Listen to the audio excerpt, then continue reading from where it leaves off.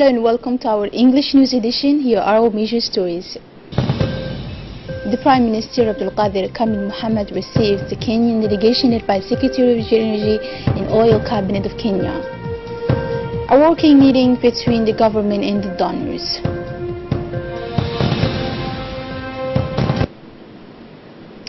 Thank you for joining us in our newsroom. Prime Minister Abdul Qadir Kamil Mohammed received on Thursday a Kenyan delegation led by Charles Secretary of the Cabinet for Energy and Oil of the Ministry of Energy of Kenya.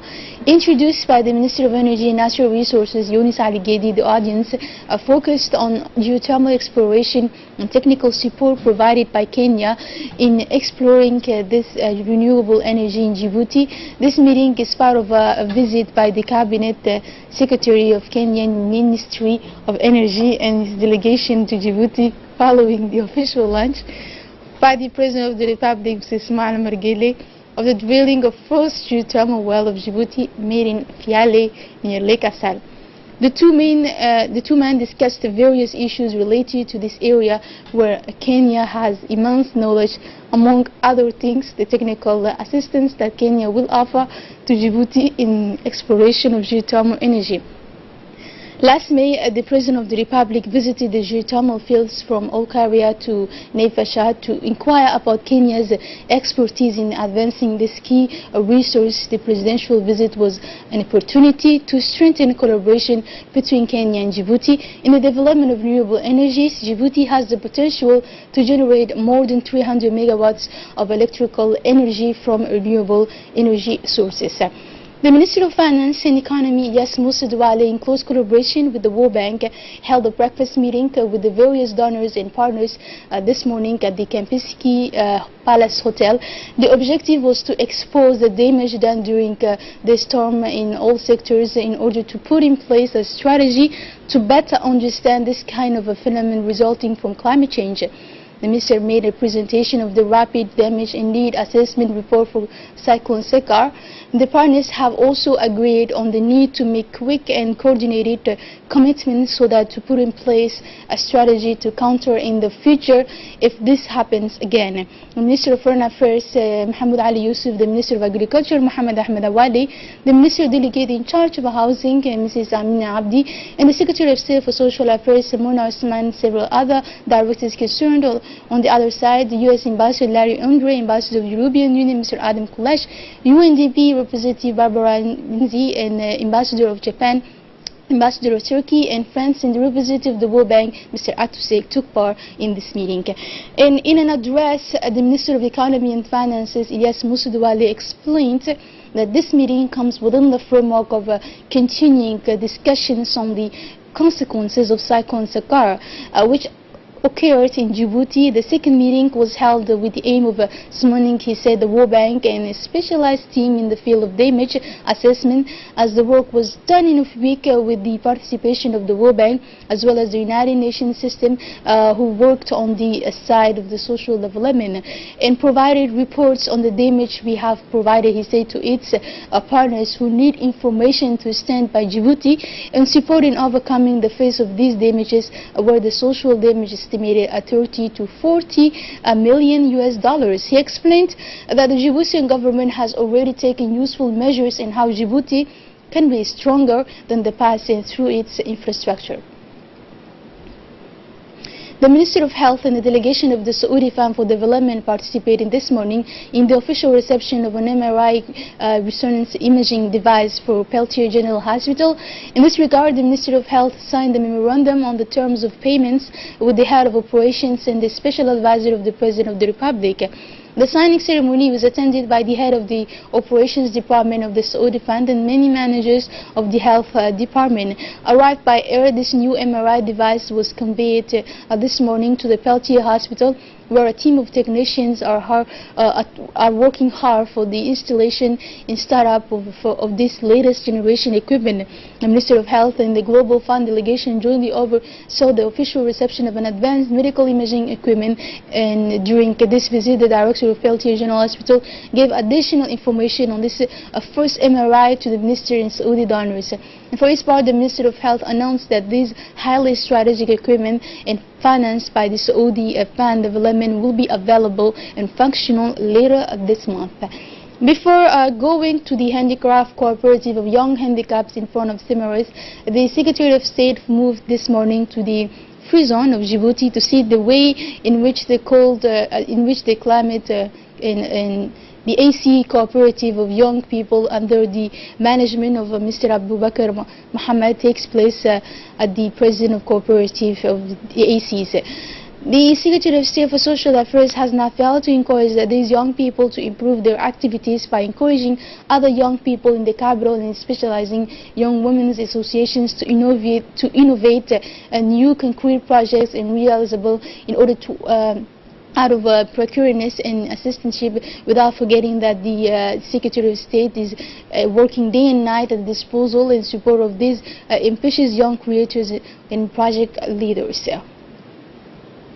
In the framework of the follow-up of the program for social affairs, in particular the social insertion economic of young people, this Thursday, July 12, the Secretary of State for Social Affairs, Mrs. Muna Osman Aden, paid a visit to the services cooperative set up by the social affairs. This day was for the Secretary of State the opportunity to see handicrafts of handicapped young people who promote handicrafts and culture.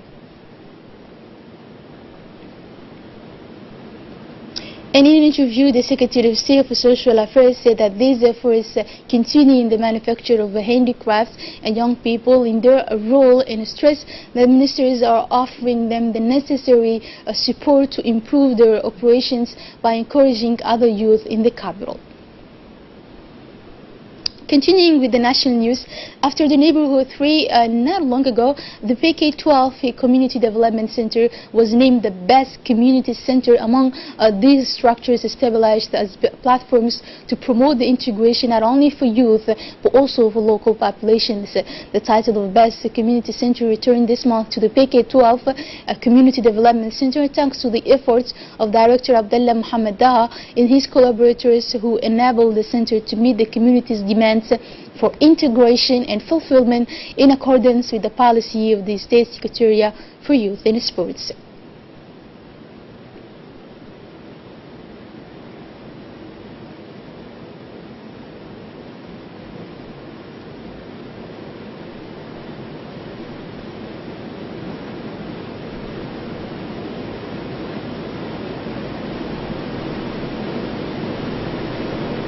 The Ambassador of France accredited to Djibouti, Christophe Guillou, accompanied by the Interior Security Attaché of the French Embassy, Colonel Eric Huguet, visited the Academy of the Police Idris Farah Benet.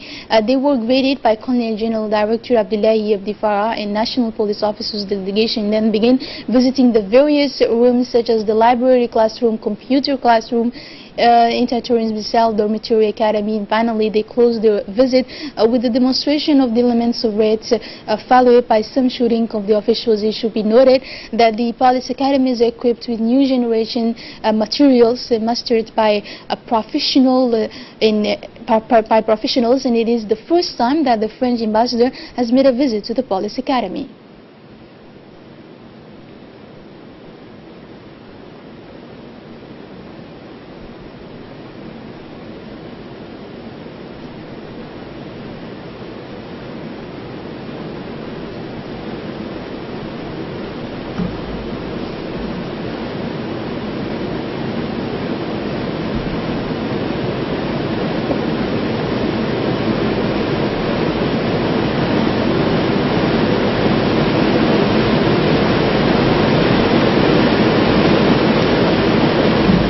The Ambassador of France accredited to Djibouti, Mr. Christophe Guillou, in an interview recalled the existing relationship between the two policies. We have, with the immense regret, to announce the death of the late Abdullah Muhammad Hassan, known as Abesso, this morning in Djibouti. He leaves behind him a widow and 8 children from a large Djiboutian family, the Katabi family. The deceased, born in 1952, is a well-known personality in the Djiboutian population, a footballer in his youth. He began his career at the ORT in 1972 as a transmission technician. After his internship, became a senior technician and later became administrative head of the RTD before his retirement. During his career, he has accompanied several generations of technicians in administration, and on hearing this sad disappearance in this painful circumstance, the general director of the RTD, Mr. Abdul Qadir Ahmed Idris, the administrative director, Mr. Ahmed Dini, the whole of the direction and the staff of the RTD addressed their most saddened condolences to the family of the deceased. The RTD losses a father, a brother, a colleague, associates with his relatives, and praise the Almighty to welcome him in his eternal paradise. Inna lillahi wa inna ilayhi raji'un.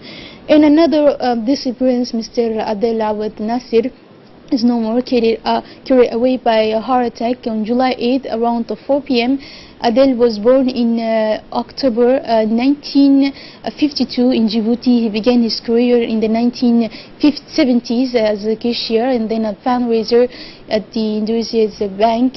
No need to remind here that he risked his life every day for the development of his country. Since 1990, Adel will continue to pursue his passion in the popular novels and from home, often alongside our brave singer and journalist Tariq Al-Muradi and many other friends and relatives. He leaves 6 children.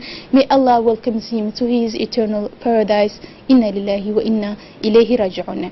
And now moving on to the international news, the NATO leaders will try on Thursday to move beyond the demands of Donald Trump. More with Awa Abdi.